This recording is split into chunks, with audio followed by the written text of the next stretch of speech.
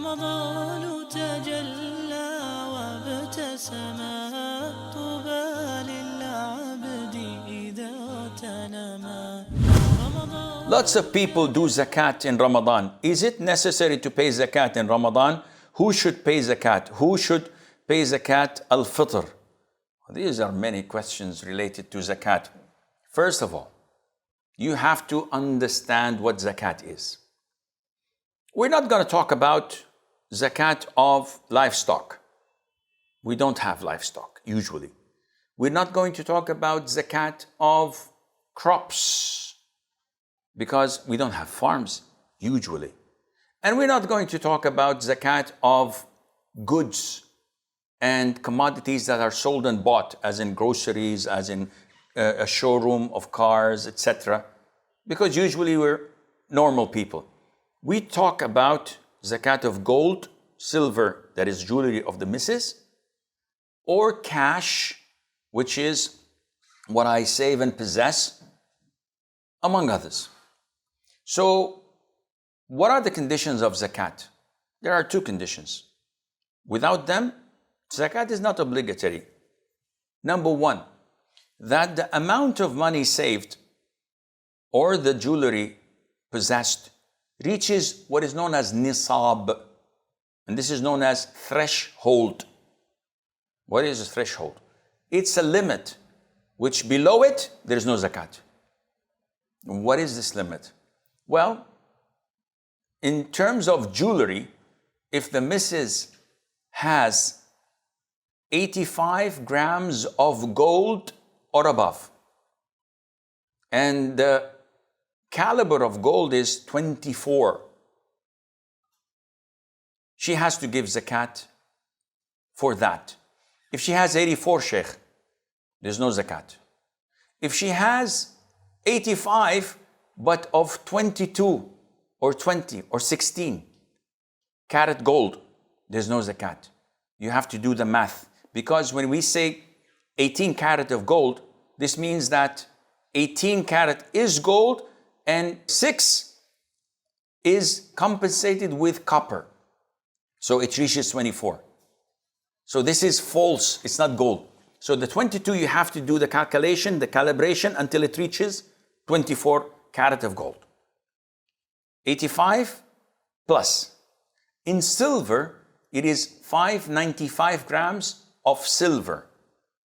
And the cash threshold is measured by silver. So if you have the value in cash of 595 grams of silver, which is approximately $300, give or take, then zakat is due. This is condition one. Providing that condition two is fulfilled, and that is that you possess this for a whole lunar year. So if I had it for 11 months, there's no zakat on it. 11 months and 25 days, there's no zakat on it. When it completes 12 lunar months in my possession, then I have to pay 2.5%. The easiest way to calculate zakat, whatever money you have, divided by 40. The result is your zakat. Easy. If I have 40,000 dirham, divide by 40, the result is 1,000. Khalas. This is my zakat. If I have 80,000, my zakat is 2,000. If I have 100,000, I wouldn't be here talking to you. 2,500 dirhams. Clear? Clear. Alhamdulillah. طيب. We have this tendency, everybody is giving zakat in Ramadan. Why is that? They say it is more rewardable. We want multiplication of the ajr.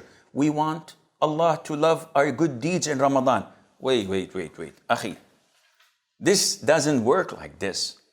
Yes, Ramadan is a blessed month to give charity, not to give your due obligatory zakat. What's wrong in doing that? I'll tell you what's wrong. The poor get all their zakat in Ramadan. The coming 11 months, they're begging people for money. And this is not how it works. Your wealth has to be calculated according to the completion of one lunar year. It might complete in Muharram, in Rabi', in Jamad, in Rajab, in Dhul Hijjah, depending on the circle, the completion of the lunar year. But to deliberately intend to give it only in Ramadan, this defies the purpose of zakat. If the lunar year is completed in Ramadan, khalas, there's nothing for you to do. This is how it comes. But to insist on giving it in Ramadan, whether by extending, instead of one lunar year, you say, I'm going to stretch it to 15 months, haram. But if you shorten it, if your zakat is in the Hijjah, and you say, no, I'm going to pay it 4 months earlier, so I pay it in Ramadan, no problem. This is for the benefit of the poor. Instead of waiting another 4 months, you are giving it ahead of time. There's no problem. But delaying it, no, it is not permissible. Who should pay the zakat? Usually women ask this question. Men never ask this question.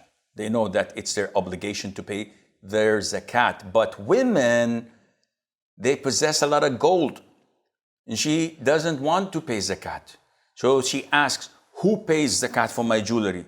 Is it my husband? The answer is no. He's not obliged to pay the zakat for you. But Sheikh, I don't work. I'm a housewife. I have children. I am poor. Sister, you have 1.5 kilos of gold. What poor are you talking about? You're rich, but you are dependent on your husband to pay it every year.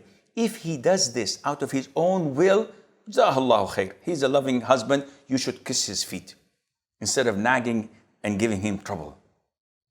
But if he doesn't want to, the person possessing the money, the person possessing the gold is responsible in front of Allah. I don't have an income, Sheikh. Sell some of the gold you have, and it's a small portion. You sell it and give 2.5% on that. Who should pay Zakat-ul Fitr? Zakat-ul Fitr is something else. It's called Zakat-ul Fitr, Sadaqat-ul Fitr. It is not related to your possession, to your wealth. It's a different category.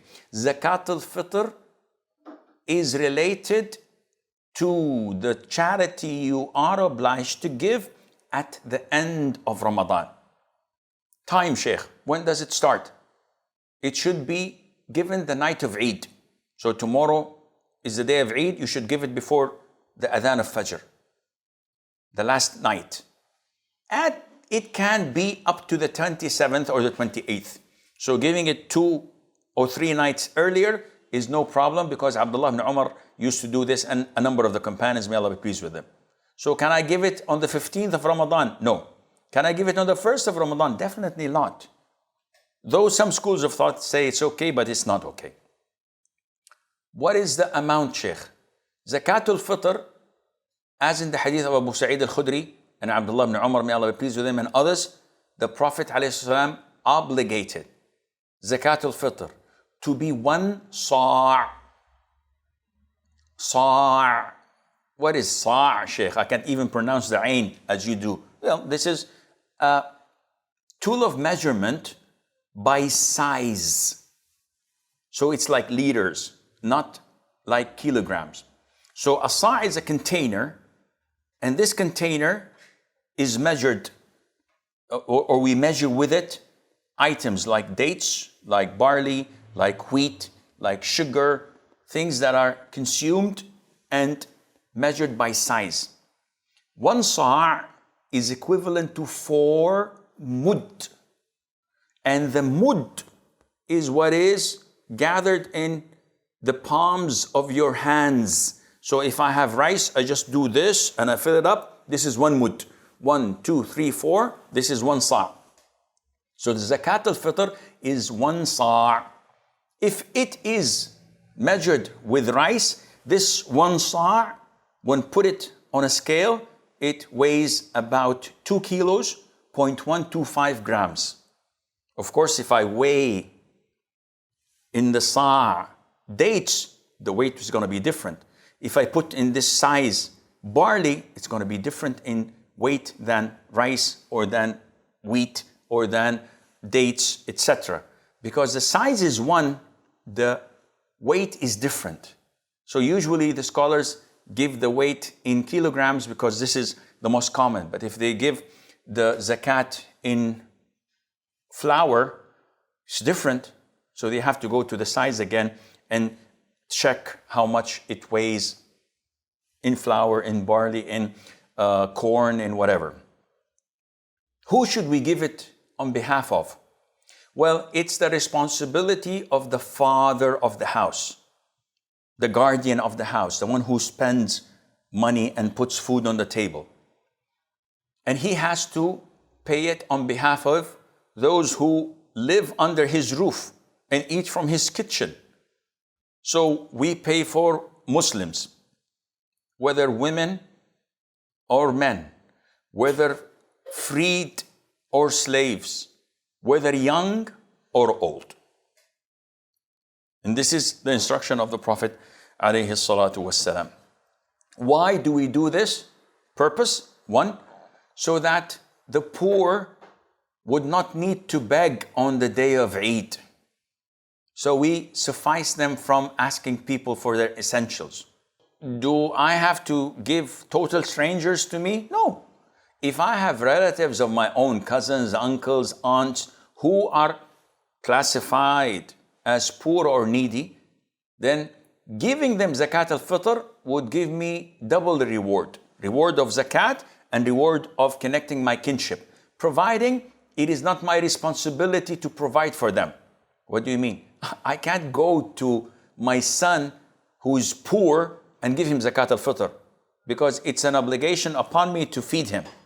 I can't go to my grandfather who is classified as needy and give him my Zakat al-Fitr because this is my responsibility. But if a sibling of mine, a brother who's married, and if he dies, I will not inherit him because he has children, or my father is alive and my sibling is stone broke, and I give him Zakat al-Fitr, this is valid and okay, and I get double reward. Can we give all my Zakat al-Fitr to one person who's poor? Yes.